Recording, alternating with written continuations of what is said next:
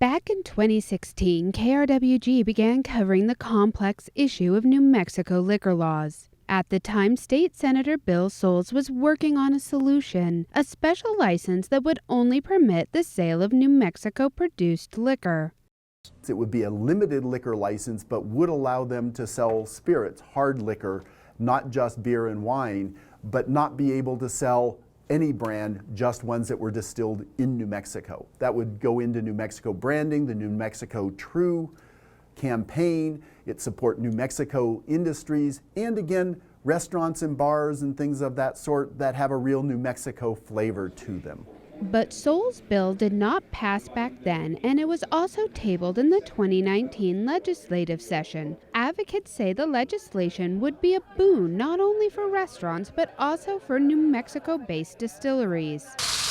Over at Dry Point Distillers in Mesilla, the finishing touches are being added to a new expansion. Dry Point is just one of the many craft beverage producers in town that have recently grown. Dry Point owner Chris Schaefer says it's all about the experience. I think that's totally what's boosting the craft beverage industry, wineries, breweries, distilleries in the state and in Las Cruces, is people want something special. They want the story behind it.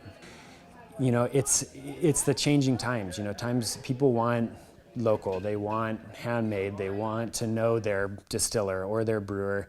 They want that flavor difference. It's also those changing times that Icebox Brewing owner John Wright hopes will help streamline the processes business owners face when trying to grow. Coming together. All right. Well, I certainly think that city, state, the county could streamline some of the processes they have. Some of them are kind of mired in tradition. With no room, we haven't improved on those options that we have. I think we need to streamline our construction, our permitting processes.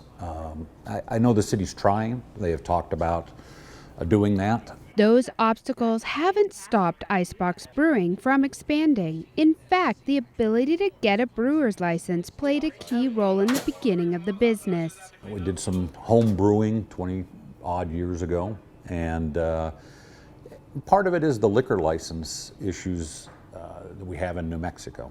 The opportunities, I would say, where the way the liquor licenses are bought and sold and the pricing of them, it allows brewery, I think, to flourish like Albuquerque. And flourish they have. With the growth of new craft beverage producers, Dry Point's Chris Schaefer says that they may become a stronger force for change in New Mexico. Craft beverage producers, we're a growing force, and we're something to be reckoned with, and we're becoming more and more powerful as more businesses open and more tax revenue is created and more, we're just gaining more clout in Santa Fe and in different local districts. We want New Mexico to be able to compete with all these other states that have, big craft beverage, craft food, businesses or industry.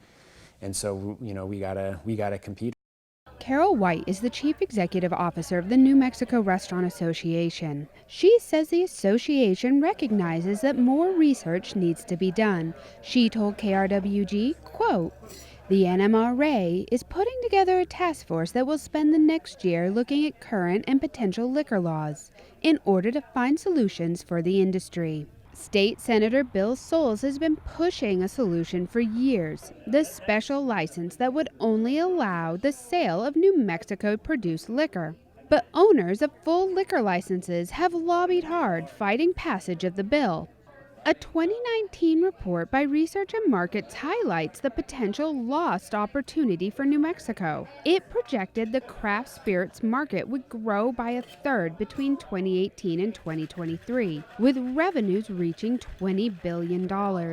And economists say vibrant local businesses like distilleries are especially important in New Mexico, with an economy currently depending on huge state incentives for everything from Spaceport America to the TV and film industry.